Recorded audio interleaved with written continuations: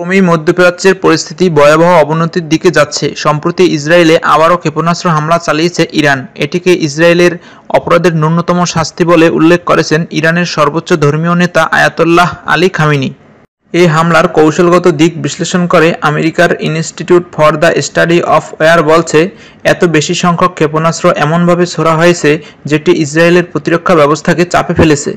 Israeli বাহিনী সবার আগে ঘনবসতি এলাকায় হামলা ঠেকাতে চেয়েছে, যার ফলে তুলনামূলকভাবে কম ঘনবসতি এলাকা ঝুঁকির মুখে পড়ে। এজন্য বেশ কয়েকটি বিমান ঘাঁটি যেগুলো তুলনামূলকভাবে কম ঘনবসতি এলাকায়, সেগুলোর সুরক্ষা নিশ্চিত করতে পারেনি ইসরায়েল। তেল আবিবের কাছে গোয়েন্দা সংস্থা মোসাদের সদর দপ্তরের কাছেও আঘাত করতে সক্ষম হয়েছে ইরানি ক্ষেপণাস্ত্র।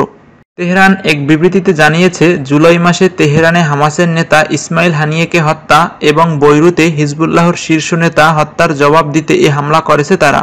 ইসরায়েল বা আমেরিকার জন্য একটা বড় মাথাব্যথার জায়গা ছিল ইরান। লেবাননের হিজবুল্লাহ, ইয়েমেনের হুতি অথবা সিরিয়া ও ইরাকের বিভিন্ন সশস্ত্র গোষ্ঠীর অস্ত্রশস্ত্রের পিছনে ইরানের সম্পৃক্ততার কথা এসেছে বারবার। আয়রন ডোম সহ শক্তিশালী প্রতিরক্ষা ব্যবস্থা থাকলেও ইরানের হামলা পুরোপুরি ঠেকাতে পারেনি ইসরায়েল। দীর্ঘদিন ধরে বহু ধরনের নিষেধাজ্ঞায় থাকা ইরানের সশস্ত্র বাহিনী বা অস্ত্রশস্ত্র নিয়ে পশ্চিমাদের মাথাব্যথার কারণ হয়ে দাঁড়িয়েছে।